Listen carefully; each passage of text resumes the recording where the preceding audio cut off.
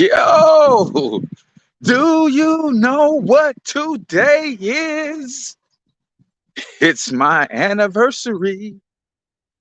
That's right, y'all. 4 years ago today,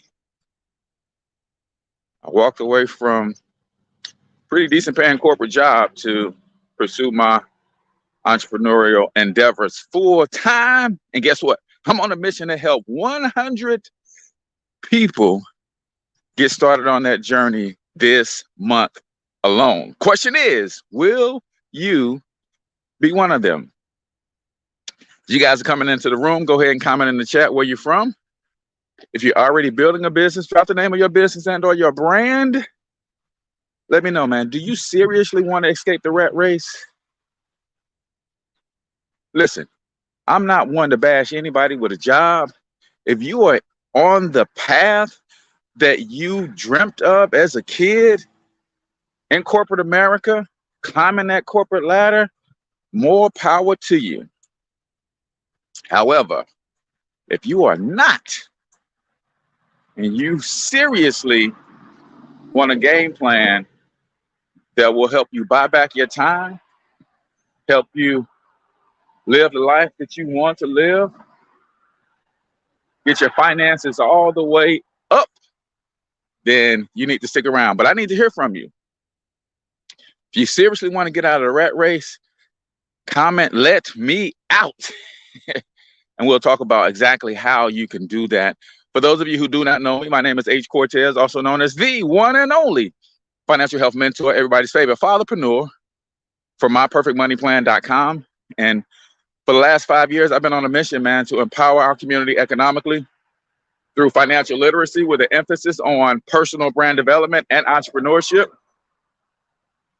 And I want to continue down that path, but I want to throw some gasoline on that fire, man. Tell you exactly what I did to position myself to walk away from my job and how I've actually created an even better system and partner with some new partners to make that a reality for you in a more effective and efficient manner. But I need to know who I'm talking to, right? Are you looking to escape the rat race, or are you cool with what you're doing? And you get no judgment from me either way. I think sometimes people say, man, I can't stand my job. I want to get out of here. I want to retire early, because they think that impresses other people, because other people are saying that. Nah, man, if you are happy where you are in your current situation, man, you see yourself moving up that corporate ladder, you got great company, you got great benefits, man. Don't let nobody tell you walk away from your job. That just was not me, man. I was on a mission to do some other things. I wanted to have my time freedom. I wanted to be able to be a blessing to my community. I wanted to be able to coach and mentor young entrepreneurs. I wanted to be able to travel the world with my family. I don't want to have to spend 40 hours a week chasing a dollar. So what did I do in order to position myself for my great escape? All right, I didn't hit the button trying to switch it. What did I do to position myself for my great escape? Well, I will tell you, it wasn't the most difficult thing, wasn't the easiest thing either, but I will tell anybody who's serious about escaping the rat race, you've got to get some residual income in your life. You've got to get some passive income in your life. And I would say that to anybody, just period. Even if you do have a job that you absolutely love, you are with a company that treats you well, and you see your potential and your room for growth and advancement. Get you some residual income in your life. So what I did, my wife and I had a conversation, and it was basically, listen, if you can get your residual income to a place where it covers the mortgage and a couple other bills, then my income will cover the rest and you can pursue this thing full time. So guess what? That is exactly what I did. I bust my tail in a network marketing opportunity to get my residual income all the way up to a place where it actually covered the rent, mortgage, and a couple other major household bills. And that's where I started. And then I knew that if I could just get my time back, man, I love the brickwork in this house right here. If I can get my time back, then I can really double my residual income, quadruple my residual income. And that's what I've done over the last 4 years, man. And now from where I was 4 years ago to where I am today, my residual income is about to double again because I have my time, right? I can really, listen, there's nothing like not being congested with your time where you can't even think about opportunities. You can't even pursue any of the visions or any of the things that you have downloaded into your spirit, right? Nathan Wallace says, hey, look, Cortez, I'm going to call you later today. Man, listen, let's get it. Let's get it. The other thing that me having my time did was it allowed me the time to develop more skill sets. And guess what? Those additional skill sets created more passive income for me, right? So like today, when I get off this live, I have a team of about 125 people, right, that I work closely with, and I'm helping them build their residual income. So today we're doing a branding and marketing boot camp. I'm going to be teaching everybody how to set up their YouTube channel. And then I'm also going to be teaching them how to clone one of my sales funnels that's going to help them accelerate their business and go even further, even faster, right? So one of the things that we do to build our residual income is I'm a big advocate for network marketing, right? I'm a big advocate. So teach those financial escape principles. All right. So the financial escape principles are as follows, right? You definitely want to get some residual income in your life, but here's what you have to do, guys, if you want to escape. First thing you got to do is develop the mindset to escape, right? First, I mean, a lot of people hate when I start talking about mindset because they want tactics. Tactics don't work without the right mindset, right? So you got to have the mindset that A, you believe in yourself and that you can make this dream a reality. But then you also have to have the mindset to overcome the fear that's keeping you from making it a reality, right? So that's number one. You got to have the right mindset. Getting around the right people can help with that. That's why I always am out here recruiting. Yes, it makes me money when I recruit, but also when you partner with the right people and get yourself in the right environment, they hold you accountable. They keep you on the right pace. So that's number one. You got to get the right mindset. Number two, you got to know your numbers, right? Some people talking about they want to escape the rat race and they don't even know their numbers. They don't really understand how much income it will take outside of a job to maintain their household. They don't understand their debts, their expenses, right? They don't understand where they are with their credit score. And they definitely don't understand what their cash flow is like, right?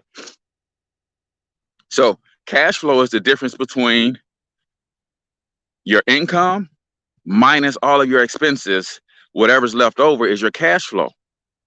This is why I say you got to get residual income in your life, because most people have negative cash flow.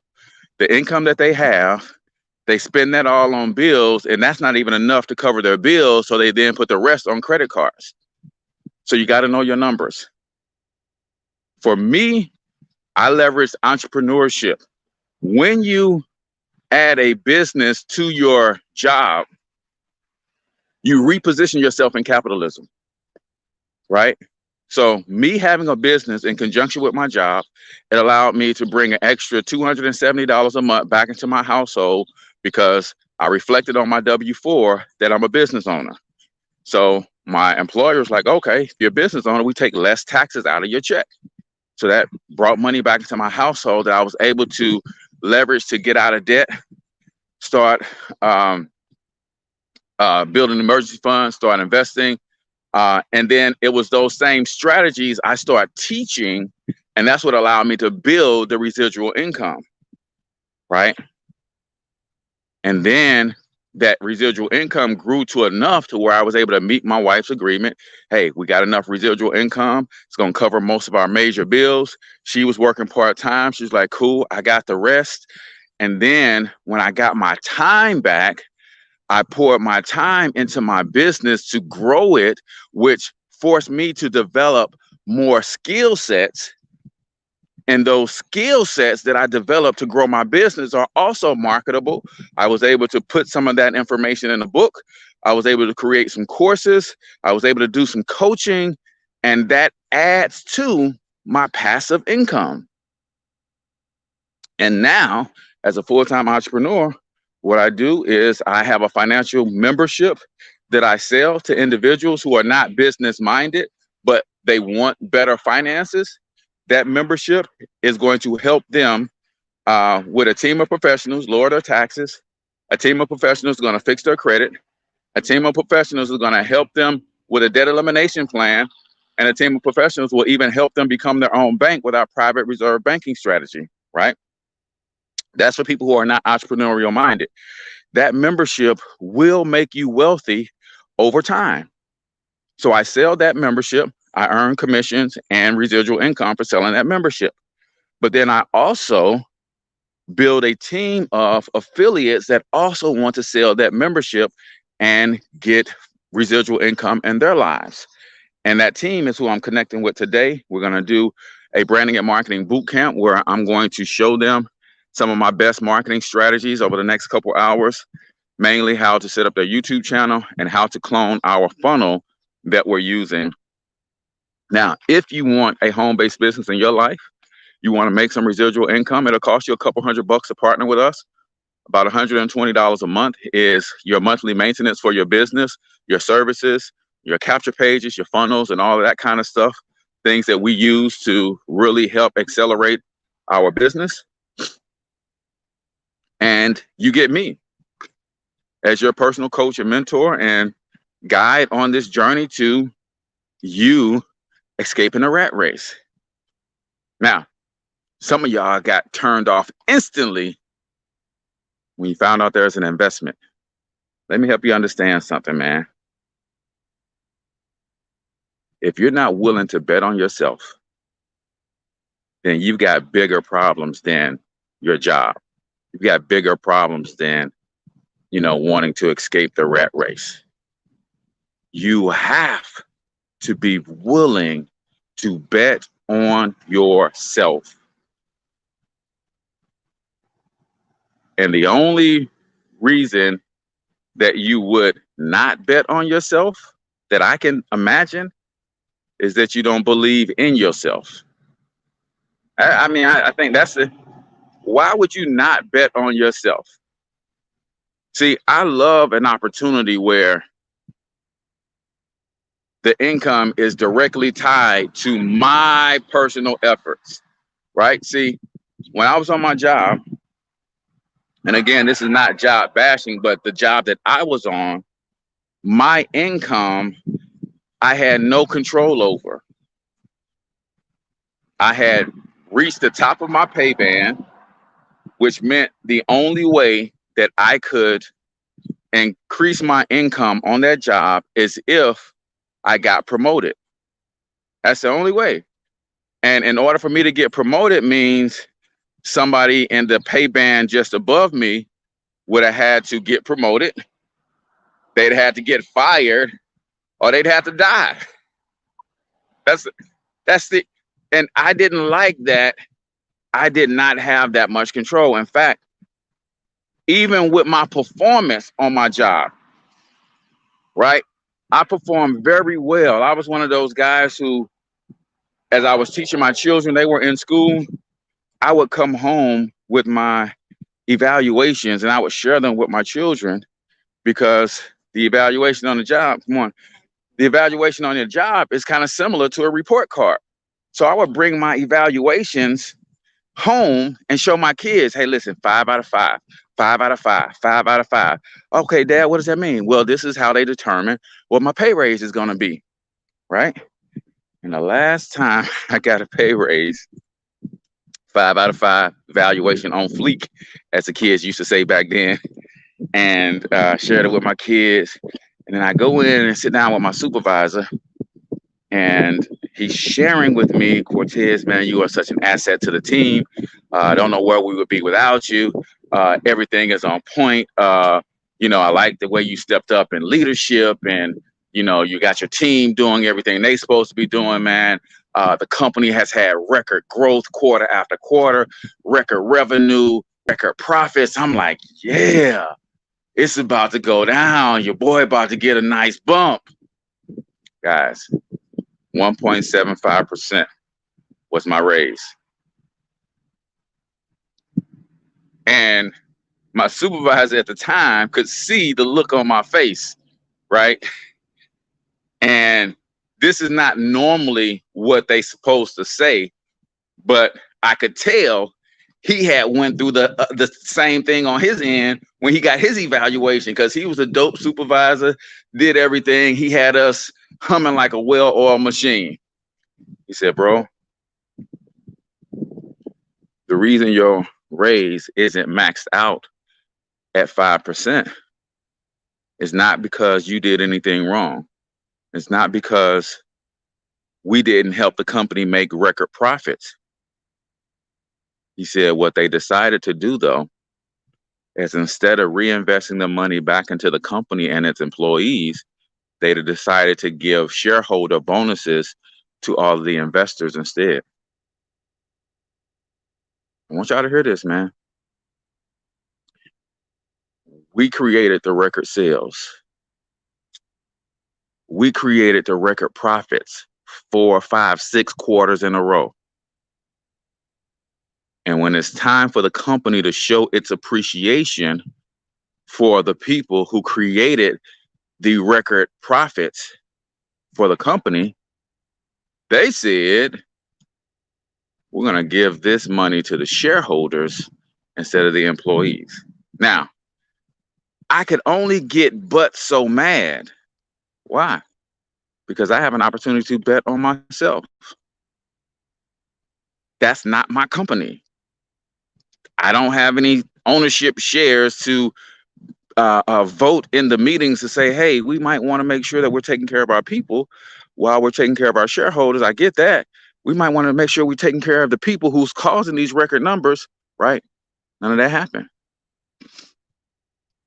So it was at that point I said, if I'm going to bet on anybody going forward, I'm going to bet on myself. The only way betting on yourself is a bad investment is if you bad. And you're not going to tell me that you up on a Saturday morning listening to something like this on how you can get out the rat race and you don't have some level of confidence in your ability to do something great, right? Got to be willing to bet on yourself, man. So yes, it requires a investment of $228. Yes, it involves a monthly commitment of $119. But here's what I can do for you. This is why I'm so confident about my system and how it works. If you join this team and you put in the work that's required, the things that I tell you to do, and you're not satisfied with your results, in 90 days, I'll personally refund your money. Personally. not the company, me personally, out of my pocket. Because when you join my team, the company is responsible for fulfillment,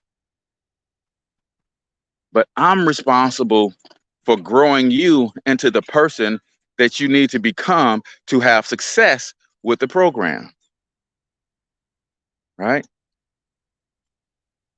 But you have got to bet on yourself. Why do people not invest in themselves?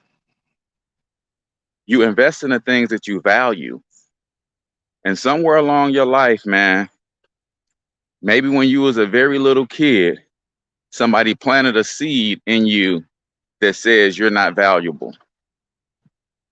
So whenever it comes time for you to invest in yourself, because you don't value yourself, you won't invest in yourself. I had a homeboy, man, when we was coming up, we got a huge park over here in St. Louis called Forest Park. It's kind of like Central Park in New York, but ours is bigger, right? And every Sunday afternoon, the thing to do is to, what's going on, Maurice? The thing to do on Sundays is to clean up your car and you go cruise the park.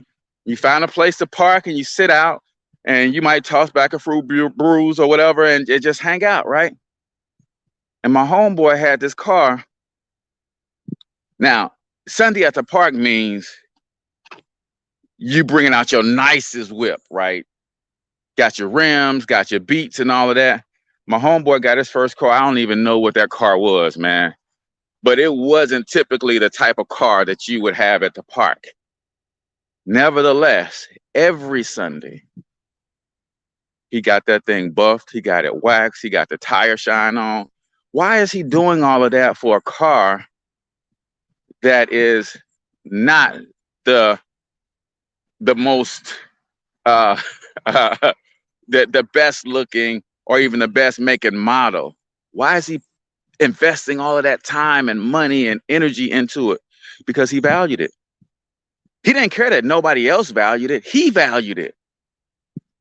He valued it. Because he valued it, he invested in it. Most people, they hate to hear this, don't invest in themselves because they don't value themselves. And it's not your fault, guys. Somewhere along the lines, somebody sowed a seed of doubt in your mind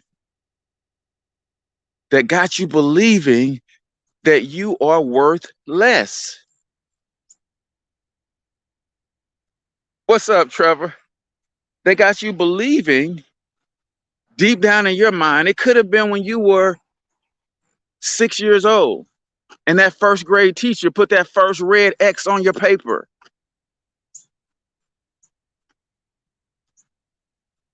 Could have you feeling like you are worth less.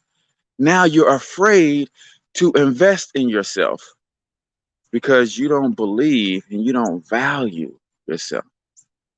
The other reason people want to invest in themselves, especially when it comes time to doing something like escaping the rat race, getting out of debt, fixing their finances, because of fear.